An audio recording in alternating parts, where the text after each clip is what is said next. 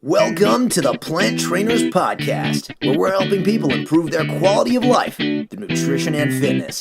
And now, your hosts, nutrition and wellness coaches, international speakers, Adam and Shoshana Chaim. Hey, I'm Adam Chaim. And I'm Shoshana Chaim, and we are Propelled by Plants. Today we bring to you episode number 214, Raising Healthy Parents with Sid Garza-Hillman. In today's episode of the Plant Trainers Podcast, we talked to Sid Garza-Hillman about raising healthy parents.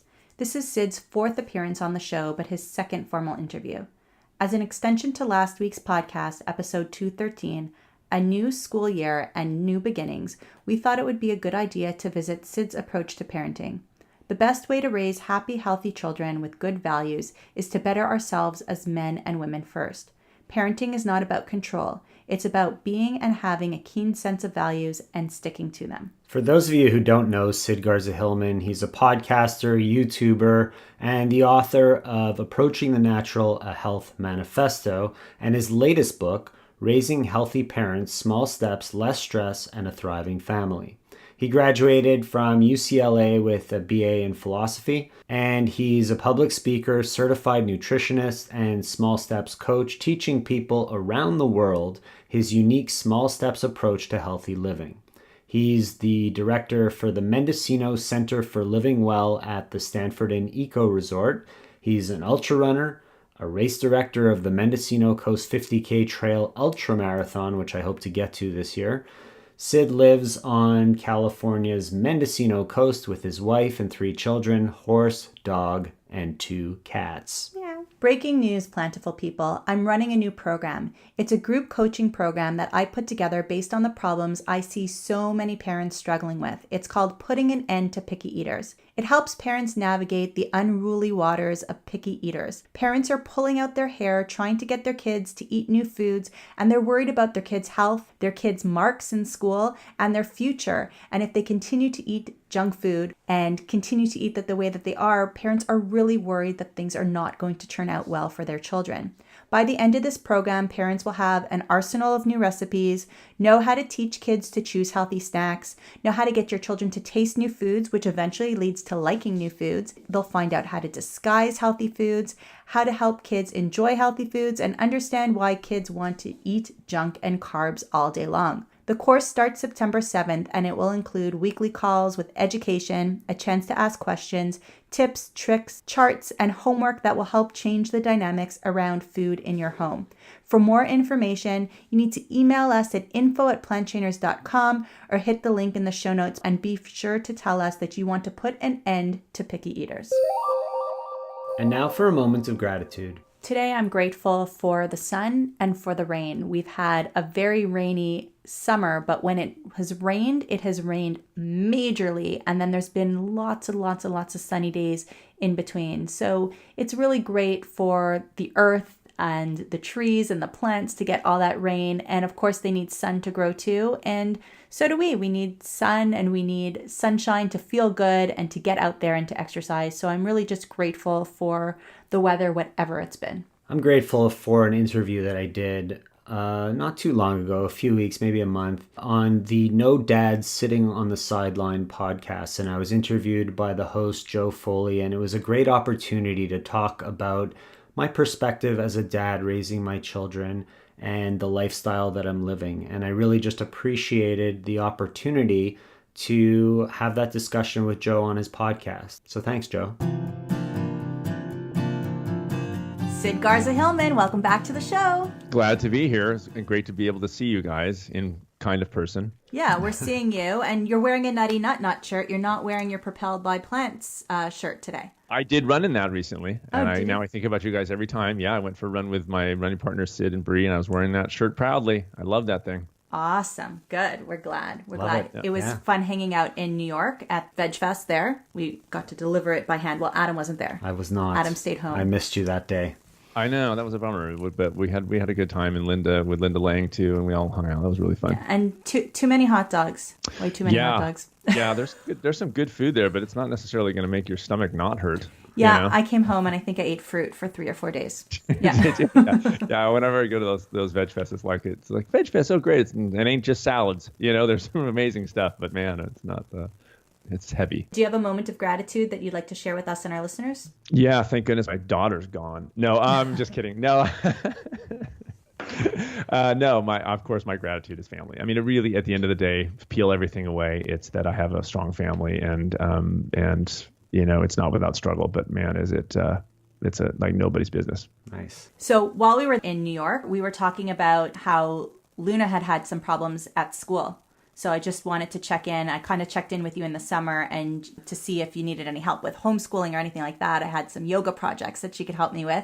But let's tell the audience a little bit about what's been happening with that. Yeah, well, the short story, I can't go into too much detail. The sad thing is we actually ended up having to hire a lawyer, and the whole it got pretty. We've pulled all three of the kids out of that school, and they're going to another public school in town, which is super great. And we went to meet with them, and I think it'll be the silver lining where we'll be like, glad that happened because it's a better situation now. But the short story is she started getting singled out by a teacher's aide at the school about her diet. And it's just this thing of, and I think we've even talked about it too.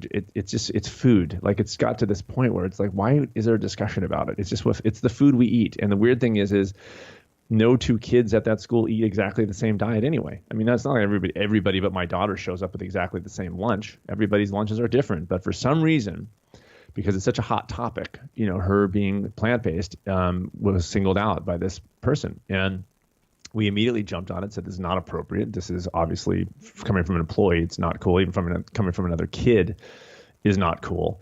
And the school just basically ultimately did not care. They kind of did a cursory kind of, okay, yeah, we'll kind of sort of deal with it thing, but it really wasn't dealt with. So much so that it got to the point where the person who was doing it started showing up at school every day. They have kids in the school, so they would drop their kid off and then just hang out around camp. They got terminated basically, but they would start hanging out around campus and talking to the other kids about this thing, and it kept it alive, and it made it a really divisive environment.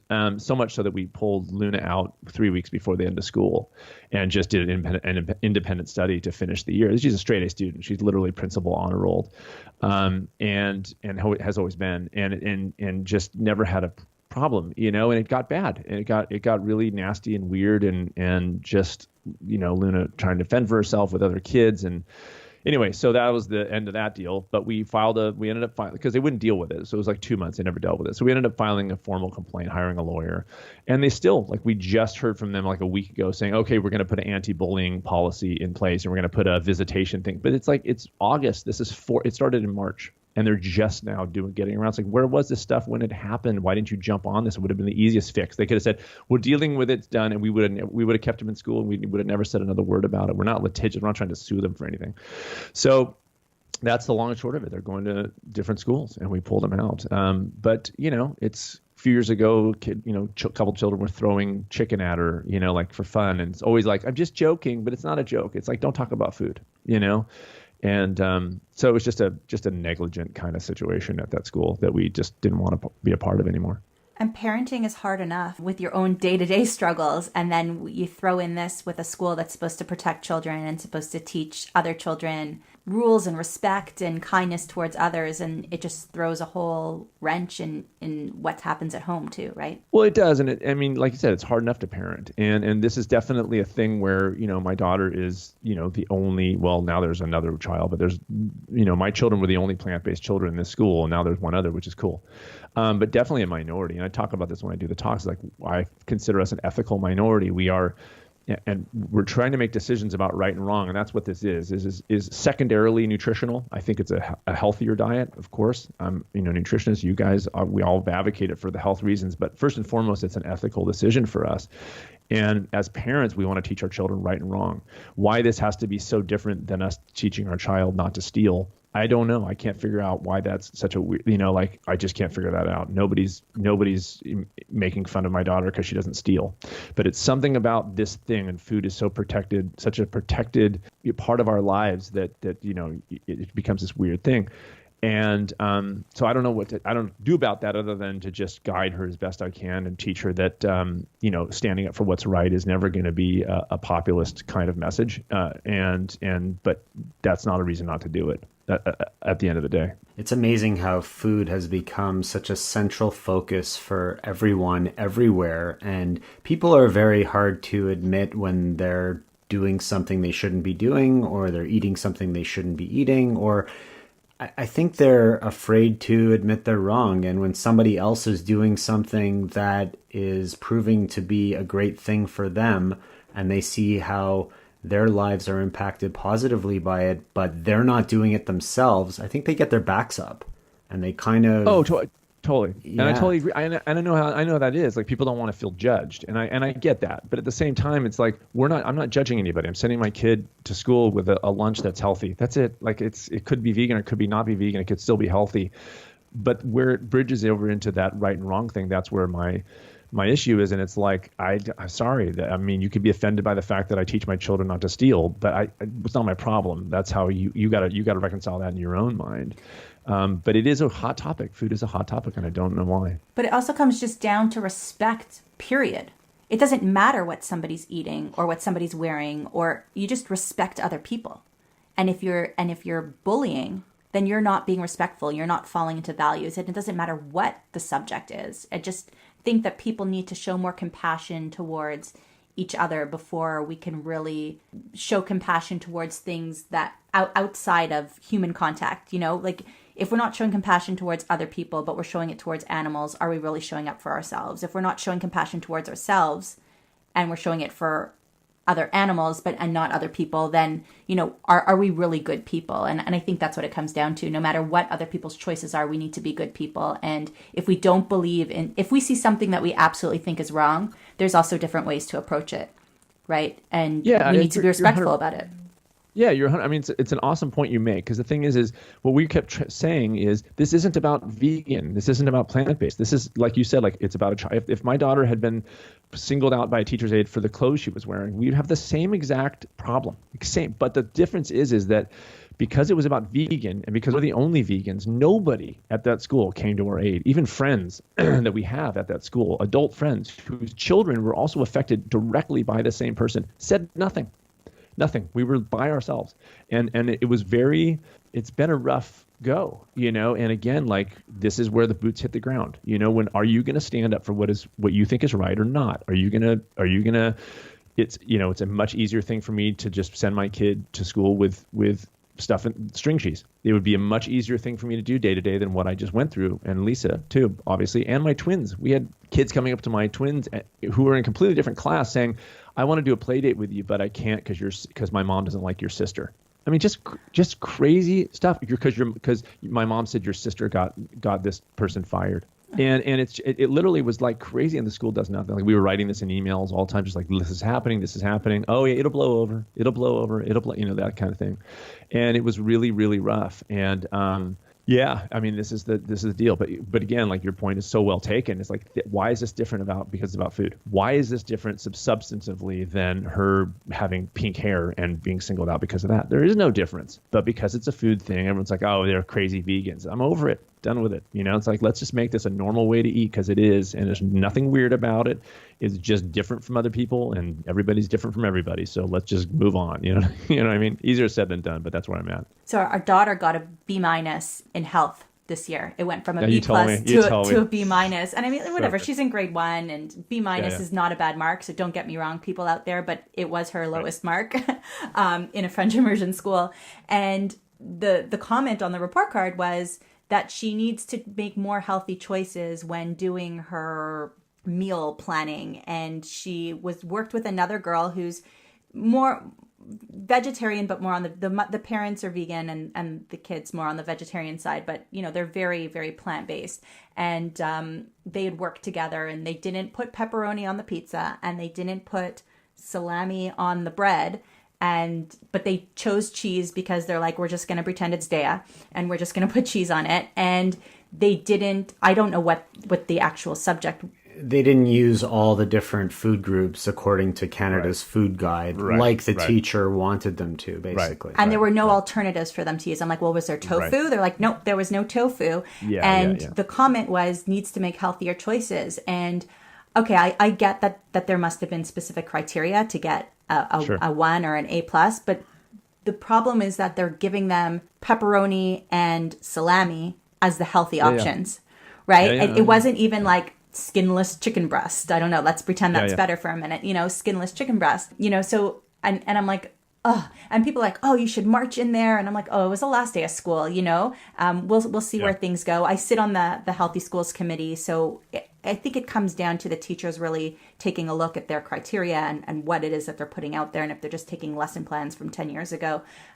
So I'm going to go deeper than that. I don't care about her mark so much as I care about where everything's stemming from. But there's definitely things popping up all over the place. Everybody's got a story of how their healthy choices are affecting their children somehow in a negative way.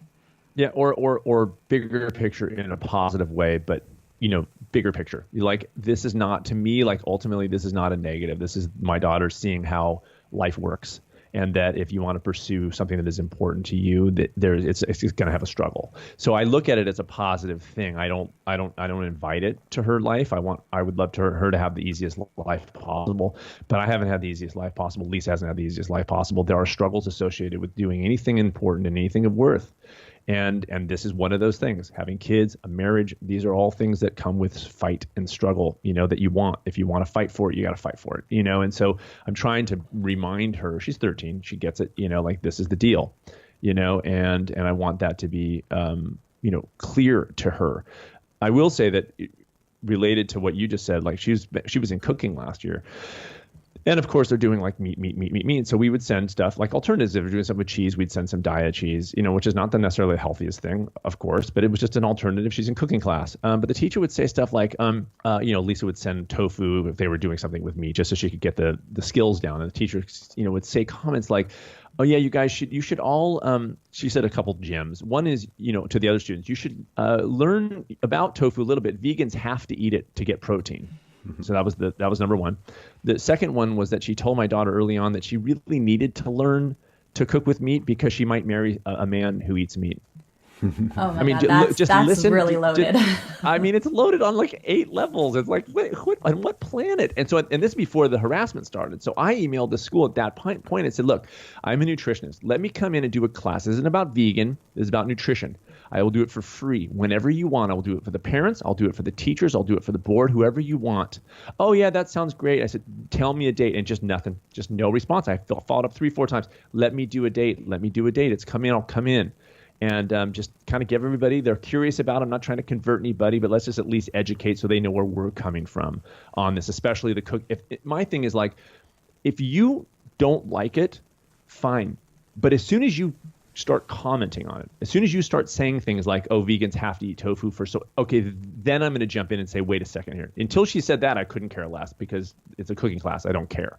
But if you're going to, it's like a doctor. If you don't advise on nutrition, I don't care that you haven't had nutrition training. There's no problem. There's no criticism there. But as soon as you advise on nutrition and you haven't had nutrition training, okay, now I'm going to take exception to that because it's the reason why I don't advise on medication, because I'm not trained in medication. But if I started advising on it, everybody would jump down my butt on that, of course. And they should. They'd be like, Sid, that's inappropriate. You're not trained in medicine. I'd be like, you're totally right. But it was that crossing the line of like, don't talk about nutrition. You're a cooking class teacher. Teach cooking. And then that's it. But as soon as you advise, man, watch out, because I'm going to come after you to set the record straight. So that's the only thing, or at least to give my opinion about it, whether you agree or not. I think these little stories just prove that parenting is really hard.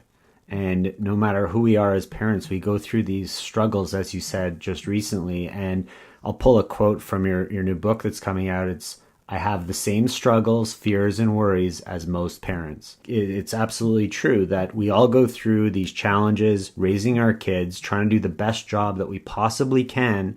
And who knows if we're getting it right? Like, oh, yeah, we don't know.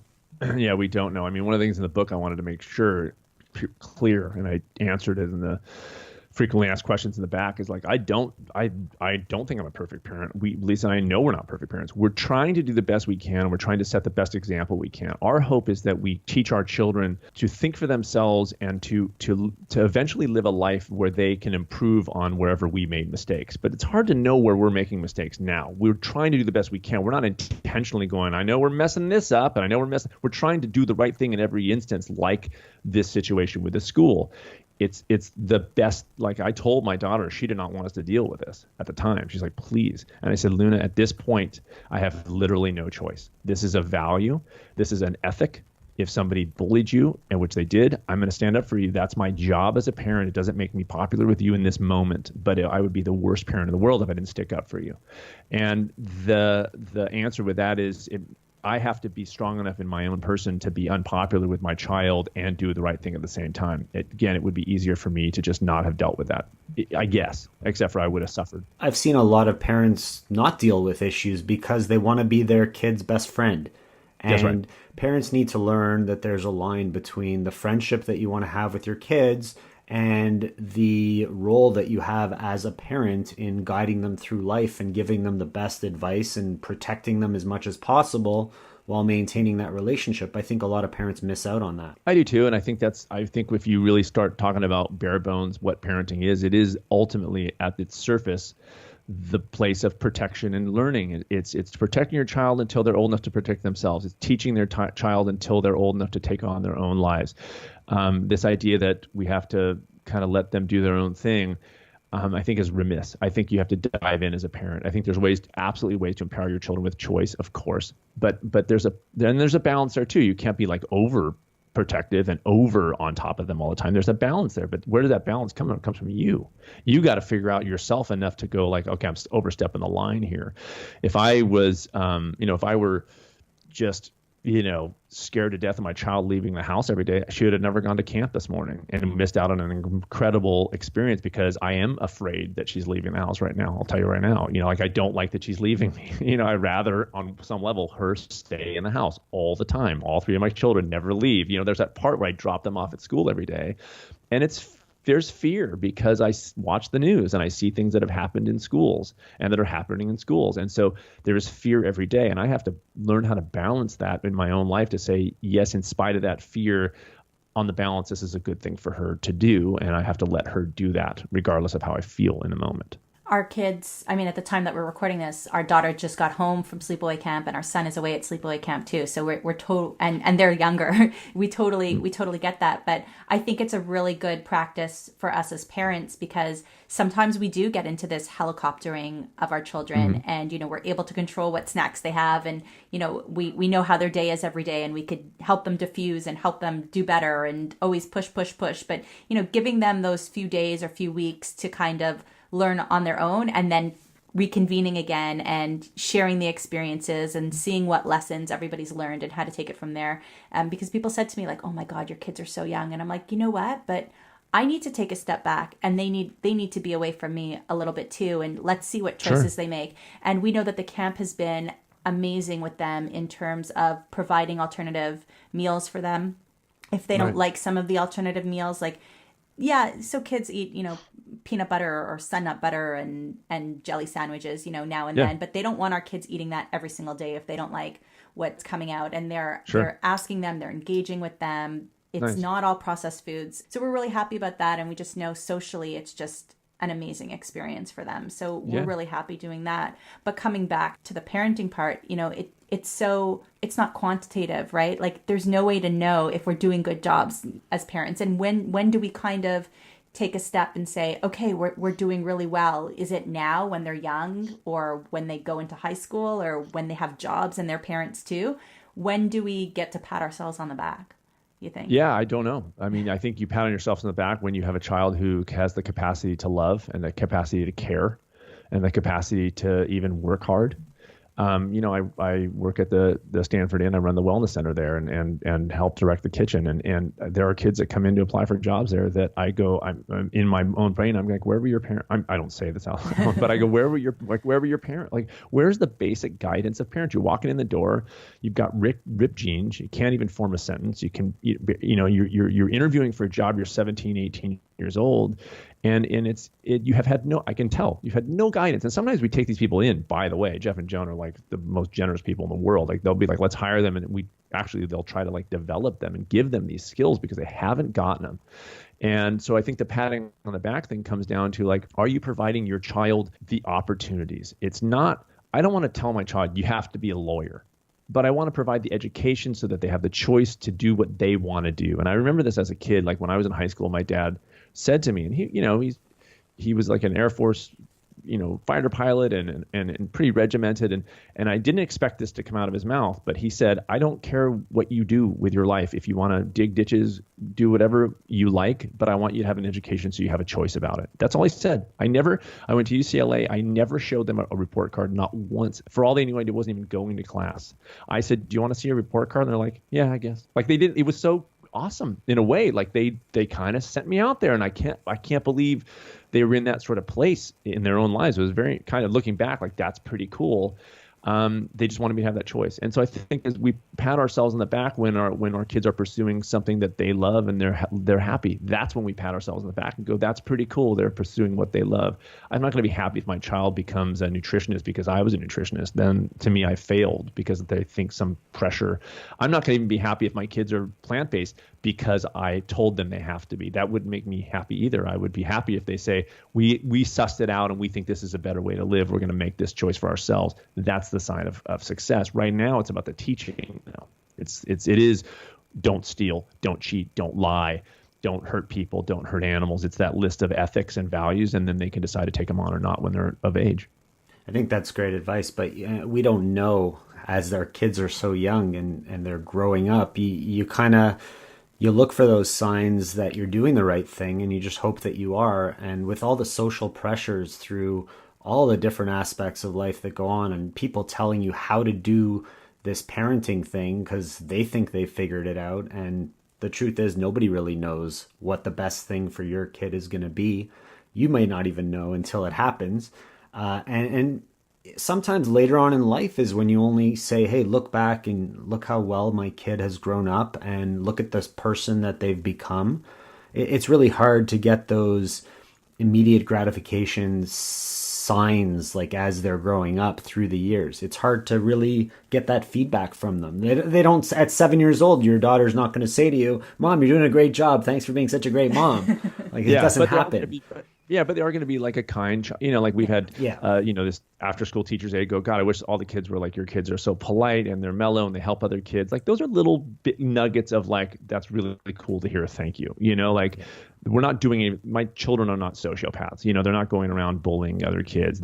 They screw up and they make mistakes or whatever, but they're kind children and they care. And they're polite and they're not, obnoxious, rude children. It's like we have to sort of go to that level. I think your point is extremely well taken, which is this is a weird world that adults haven't even, we can't even figure out how to do this right for ourselves, much less our kids. So we are still, after many, many years now living in this kind of world that we live in, we're still figuring things out. That's why there's 15,000 diet books, because we probably know better, but we haven't dialed that in. We haven't dialed parenting in. There is no, and there may never be a thing that this is exactly the right way to do parenting wise, because it's situational, right? It's like you live in this city, in this country, in this environment, in this economic level, you're going to have to adjust your parenting to negotiate that environment.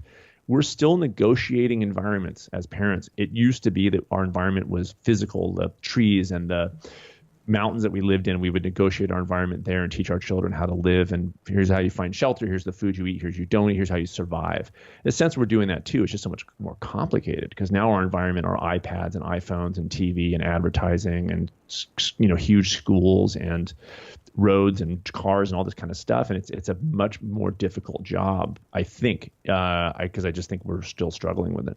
For sure. And everybody's so focused on raising a healthy family and healthy kids. And that's why I think it's so interesting that you wrote this book and you titled it Raising Healthy Parents, because a lot of the focus is not usually on the parents, where you're bringing that in with this book. So your book is titled Raising Healthy Parents, Small Steps, Less Stress, and a Thriving Family.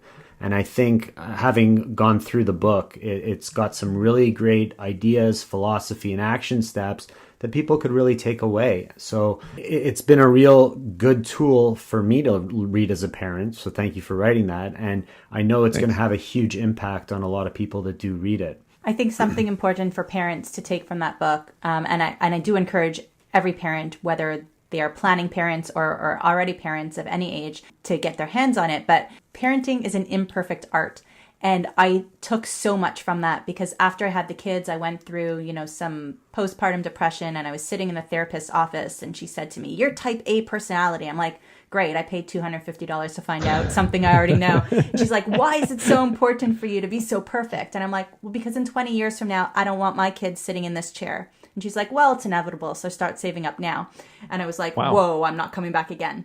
Like, it was okay for me to joke. It wasn't okay for her to joke. But, what I did is I took a step back, and I'm like, maybe I can't control everything. Maybe there is no perfect. Maybe I just need to do whatever is best for me to do in this space, in this time.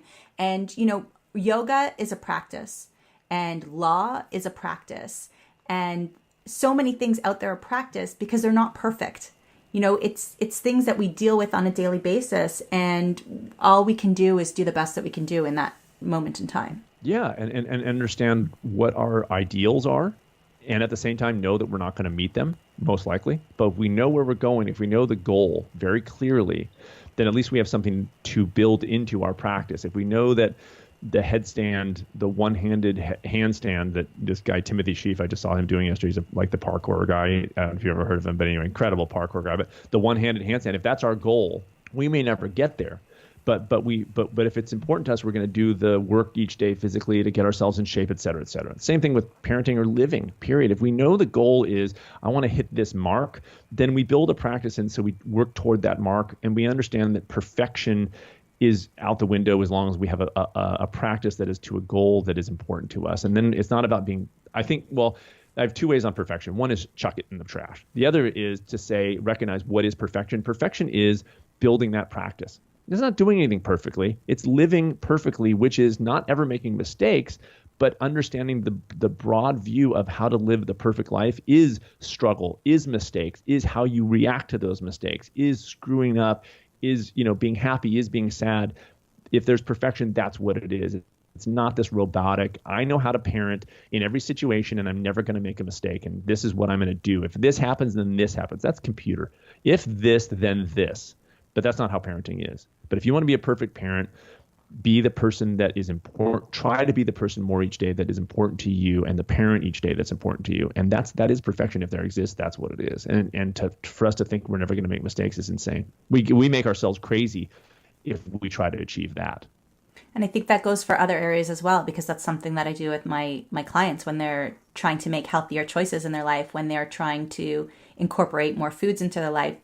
Not every day is going to be perfect, but if they have a sense of what that perfect is, then they could work towards it. Yeah, I think that's exactly right. And I think that I always like to broaden the view, because you might have a less healthy eating day, but that's not all of your life. Your life isn't all just eating. So you might have a really great day, but just that one area you don't do as well as maybe another, but you do it in another area. But we're so hyper focused on one or two areas that we have a less than healthy eating day, and we think we screwed up, but we miss out on all the amazing. Maybe we went to a party and we saw these amazing people and friends, we hung out with them, and maybe we didn't eat quite as healthy. But we're going to beat ourselves up because we just didn't do this one thing perfectly, but we had a really good time relating to other human beings and had these great conversations that we're going to throw in the trash because we ate a white flour cracker. I mean, this is, let's broaden it out a little bit and say, this is life, and life is complex. And if we put all our perfection ideals into one slim area like food, usually that means we're going to have a life that is not as full, because we're just hyper-focused on one little slice. So if someone asked you how I could be the perfect parent, what would the answer be? There's no such thing as perfection? So that's the thing. I have two ways. I would say first I'd say, either throw perfection out because it's a learning process, or I would say get very clear on what a perfect parent would even mean to you. Because they'll say, I want to be the perfect parent. Okay, well, I want to get deep on that. What does that mean? Write it down. What exactly? There's a section in my book where you literally do this exercise. You write down if you're already as if you're already the perfect parent. Write that down as if it's already happening. I do this and I react this way. My perfect parent, I'll just, as an example, would be for me that most days I walk in the door not not stressed and not tired, not irritable. Because sometimes at the end of the day after work, I'm like walking in and I got work on my mind and I'm not like with my kids as much as I want to be. My perfect parent isn't, I never do that. It's just I do it most of the time. And my other thing in my perfect parent would be if I make a mistake or if I screw up and I react to something the way that I didn't want to, I make it right. And I have no problem apologizing and working to not make that happen again. That's, in my mind, that's it. I never say, I never am irritable. I'm never angry. I never make the wrong reaction. I'm always the perfect parent. That's insane. That's not even a picture of how I would want. So I would say to anybody, know exactly what that perfect parent looks like for you. Then try to keep that clear every day and try to do better. So for me, for instance, this is real. I started doing some deep breaths in the car on the way home. That was the way that I have minimized severely, not 100%, severely minimized me walking in the door irritable. I walk in the door and I'm kind of in a better place because I'm sort of using that car time not to listen to news, but to just take some deep breaths, get the flush out the day of work, and then enter the door being with my family because that's the most important thing for me. And why would I waste a single minute of that because of anything at work? And I love my job, but it's clearly way down the list compared to my family. And so that's how my perfect parent idea looks, is that I'm taking steps to be a better man every day. And therefore, if I'm a better man every day, then I'm a better parent, every day. And same with Lisa, like to be a better woman and to strengthen herself so that she can, and she and I talk about this all the time. Like we get nailed when we're tired and fatigued, and that's when we have reactions that we regret. So we can beat ourselves up for that, or we can try to make ourselves less tired and fatigued. So you said you want to be a better man, and that stood out to me just now because I find that a lot of the fathers that I speak with and the dads that I talk to, they're afraid to get in touch with their emotions. They're afraid to admit to being wrong. They're afraid to show people how they feel. And I think that's a really important point for people to understand and to hear, that we are people, we do have emotions, and it's okay to admit to certain situations and let things go. And we need to realize, man or woman need to realize that no matter how we act, no matter what we say, no matter what we do, our kids are always watching. And they see everything that we do, and they hear everything that we say. They may not act on it right away, but it locks into their heads somehow. And at some point later down the road, it comes out. So being an example for your children is super important, and being able to recognize no matter what you say, no matter what you do, they're paying attention to you. Yeah. And I mean, for Lisa and me, again, this is just our choice as parents. We don't hide arguments that we get into. We don't go in the other room in private. We get in arguments. We want our children to see that there is a baseline of respect, even though we get in argument, like fights, like full on, like just getting pissed, but we want our children to see two things. One, that's okay because they see how we clean it up. They see that we apologize. They see we move on. I don't want my kids to not think I ever get angry. I want them to see me get angry and know how I handle that and know that I try to minimize that in my life. I don't want them to think that I never get sad or that I never cry or that I want them to see all that stuff because I want them to see how an adult handles those things. I don't tell them, I love my job. Every day I go to work and it's the best thing ever. I go, man, I so do not want to go to work today. I mean, I will just tell them if it's true. I'll go, like, I am dreading going to work. Well, why are you going? Because it's my job and I committed to it and it's important to me. And I go out the door and I go to work. That's what I want them to see. I don't want them to see a dad who doesn't feel stuff and doesn't, admit. And I got to tell you, like, admitting I'm wrong is totally not easy. And in my first perfect parenting thing, it's that I have no problem admitting when I'm wrong. I write that because that isn't ideal for me. Totally not me day to day, but I'm getting better at it. But that's part of my struggle. I think that we've totally blown some people's minds right now because I can tell you that, our listeners know that I've had some pretty bad experience with mental health and I've been in some really bad places. And when I was in those bad places, parenting for me was not about me. Parenting for me was about my kids. Mm-hmm. So if you would have asked me then, what does it mean to be a good parent? It would have been to have kids who are respectful, to have kids who are smart, to have kids who go to university, to have kids who have good jobs, to have kids who don't lie and steal and all that. And it would have been all about the kids. And I put so much pressure on my children, whether they knew it or not, on my children. And it was about me controlling the children to be a certain way, as opposed to me taking care of myself and me standing up to be the person that I want to be and to be setting an example. So parenting wasn't about me. And I think a lot of people are still in that space where parenting isn't about them. Parenting is about the children. Of course, it's a process. And of course, there's a lot overlapping. But at the same time, we need to make sure that we are the parents and that we are parenting and that we are not just simply controlling. Yeah, and that's why I wrote the book. I mean, literally why I wrote the book, because I've seen this more. I've worked with a lot of people who are parents. I've worked with a lot of people who are obviously married and things like that, and even in your marriage with Adam, and I know that's got to be a very difficult thing to deal with every day. Very difficult. So, 15 years yesterday. Oh, congratulations! Yeah, I mean, Lisa and I've been married. Next April will be 23 years. Wow. And it's a struggle. But I will tell you that we have a very strong value in our marriage, and that's this: we got to make sure that each of us individually are as full as possible. So that when we bring to the marriage, so what we bring to the marriage is that she has always been very understanding to me, where I've said, like, we don't have the money, but I want to record an album. She's never said, like, we got to say, she's like, yeah, fine. Like, she knows that important, and me back to her, like, if it's important to you, then you will do that, period. Like, I just want her to, I want her to have the tools, and I want to be the person, the husband who says, what do you need to do to fill your life up? Because this ain't all about me. I'm just one part of her life, hopefully a pretty important part and a main part, but I want her to have the life. I ask her, like, are you happy? Like, is there anything that you are doing or not being able to do right now? Because then I want to facilitate that. And she does the same thing for me. And that's the balancing act. But that's also the recognition that it is totally about us individually before we relate.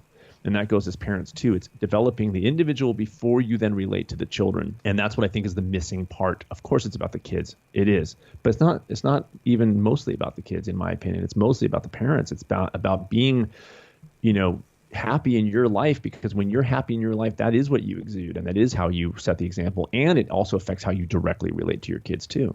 And that's a piece that most parents neglect. They neglect themselves. So it's a really important point that you're making, and a really important book that is coming out on shelves, I believe, September 19th, but is already available for pre-order. So people should be getting that book. And in the book, they're not only getting tips about parenting, but you do talk a little bit about other things. You talk a little bit about movement. You talk about there's some recipes in there and meal plans as well. So if it's not about the food, why did you add in those recipes and stuff? Well, it's partly about, so I want to be clear, like it's a healthy families book. It is a healthy families book. So it's not a parenting book per se. It is, if you want a healthy, happy family, then remember that you've got to make yourself healthy and happy first. So I can't have a discussion about healthy families without talking about the parents. But at the same time, I also wanted to have some very, this book had a sort of a different, it had a weird track. Like it started as when I sent the proposal to my publisher, it was a chapter book. It was like chapter 1, chapter 2, this kind of thing. And that's fine. That was my first book. But this book, I eventually went and met the publisher and the managing editor to sort of have a beginning meeting before I actually sat down to write this book. And when I walked in that door, I said, guys, I have a completely different idea for this book now that is completely not what I wrote about in that proposal. So hear me out and let me know what you think. And I said, I really want to talk about, I don't want any chapters really to speak of. I want it to be something you can pick up and grab a few pages of, because we're parents and we're super busy. And I said, I want it to be kind of weird, but philosophy, but then I also want really practical, because I don't want somebody going, great ideas, but now what do I do? Like, you left me hanging. I got to know what to do Tuesday, that kind of thing. So the second half of the book is, okay, well, now on a very practical level, here's how you implement change to become a healthier family. And part of that is movement. And part of that is, what I call mental nutrition, like putting your kid in front of an iPad versus, balancing that a little bit with reading an actual book or, sitting at dinner at the dinner table.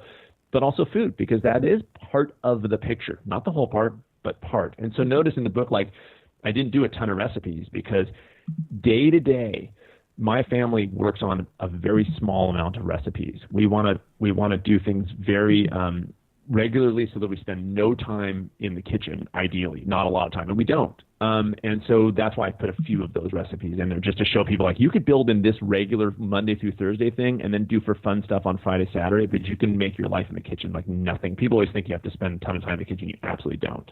You don't. And I need to tell you, in terms of being parents and, having practical things to do when you read a book.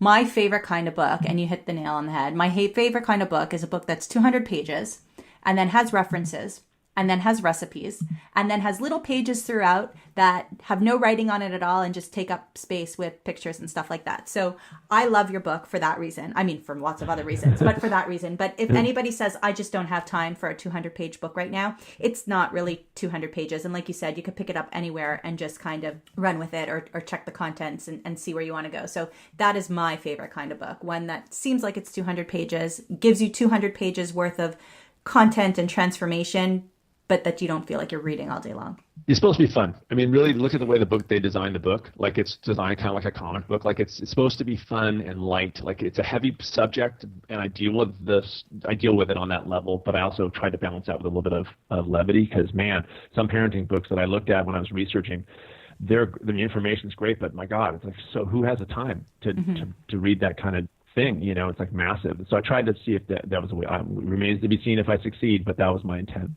I thought it was fun. I really liked the fonts that you used, the Lego style look. I loved it. It was great. So what actionable tips do you have for parents who want to start today before they get their hands on your book? I would say first and foremost is get clear what Adam said, which is, what is your idea of a perfect parent? I mean, if that's where you start, it's so hard to wade through all these things in our lives we sort of start the process of wading through, like we start a diet because we want to be healthier, but we haven't really even gotten the picture clear about what a healthy and happy life would look like, and maybe a diet isn't appropriate once you nail down that picture. So likewise with parenting, get clear. I mean, really ask yourself, like, what forget about what you've been doing. You know, forget about that you've been walking in the door irritable in most days, you know, and just stressed from work. Forget about that you've been doing that. What is your actual ideal? And if your ideal is, I don't walk in the door that way, well, now you got something to play with. Now you have something to work towards. So then you have the idea clear. Then you start saying, okay, well, what are the things that are making me stressed and irritable? Well, I've been drinking coffee at 6 o'clock every night, and then I can't go to sleep. Okay, well, maybe that's a place that you can start going, like, well, maybe I move to green tea. Maybe I try to do some yerba mate. Maybe I just drink some glasses of water. Well, I also find out that I during the day I surf on, you know, I'm on Facebook and I'm on Twitter, and I'm not focused on work, and so at the end of the day I realize all the work I didn't get done. Okay, well, now you've got a place to say, well, maybe if I say, okay, I'm going to set a timer and work for every 30 minutes, I can spend 3 minutes on Facebook, and I'm going to do that throughout the day, and I'll be more productive. And at the end of the day, I'm less stressed and less fatigued by the day, and I realize I got way more work done, so I'm a little bit in a better mood when I walk in the door. At least you know, and you can start looking at your life to say, there's moves I can make, and that's what I want to know. But it's so hard to make moves if you don't know where you're going. So first is know. And second is start making inroads. For me, it was taking deep breaths at work. For me, it was locking myself out of social media throughout the day, literally in the morning and in the evening. That's it. Nothing during the day, because it was killing me. Almost made me not be able to write my book. And so I really had to make severe, I actually had to make, I'm a small steps guy, but I had to make severe cuts into social media right out of the chute, because I was up against a deadline, and I realized I was scaring myself. Like I couldn't focus, and I just stopped, and I said, I can't do this anymore. So I became so much more efficient and less stressed as a result during this book writing than even my first book writing. So that's my advice. That's going to give people a big place to start, for sure. And if they wanted to find more about you, Sid Garza-Hillman, on social media, where would you like them to go? They should probably just go to my website, sidgarzahillman.com. But basically, Sid Garza-Hillman is my Instagram, Facebook, Twitter. It's all Sid Garza-Hillman. But they can go to my website and click links to all the social media, and they can listen to all episodes of my podcast there. But it's also on iTunes and everything else. But that's a good place to start. And I have, you guys can include this if you want or not, but I just launched smallsteppers.com. So that's another place where they can find me, because I built in this 12-week program that is geared toward people implementing these changes, becoming the person that they truly already are. And that goes for parents too. So we're going to link to all of that on our show notes at planttrainers.com or wherever it is that they're going to find this podcast. Sid, I think it's amazing how you find the time to get all these things done. And I know that we talk about time all the time, and everybody's got 24 hours in a day, 1,440 minutes a day, and everybody uses it differently. You're getting a ton of stuff done. And to me, I think that the people that get things done are the ones that figure out how to use their time effectively and efficiently. So you're doing your podcast, you have your videos, you wrote this book, you continue to support people through your new program, at smallsteppers.com. You're doing amazing work. You're raising a beautiful family. Thank you for being our friends and letting us into your life. And we really appreciate having you on the show today. Well, thanks for having me, and you guys are awesome. And I feel very blessed that we have been able to connect and actually obviously meet in person in Texas, and then I got to hang out with Shoshana and in New York. And so you guys are awesome, and anything I could do to help you guys in your work, because it's important what you guys do and what you bring to it, and the talks you give, because I've been to them, are incredible. So anything I could do to help you guys, I'm back at you, because this is a cool thing to be able to meet people like you. Awesome. Thank Thanks you so much. Thank you so much for listening to this edition of the Plant Trainers Podcast. Don't forget to subscribe on iTunes, Stitcher, Google Play, or any other podcast listening platforms. We appreciate the feedback we receive from you. Every time we get a 5-star rating or review on iTunes from one of our fans, it ensures other people will find us too. Thanks to our patrons. To become a patron, visit www.patreon.com/planttrainers. Even supporting us with $1 really makes a difference. Connect and follow us on Instagram and Twitter @PlantTrainers. Like Plant Trainers on Facebook, join our newsletter, and check out our website at www.planttrainers.com for awesome plant-based recipes and a list of our services. Email your questions to info@planttrainers.com so we can answer them on our upcoming Facebook Lives. We hope we've inspired you today. Join us again next time, and have a healthy day.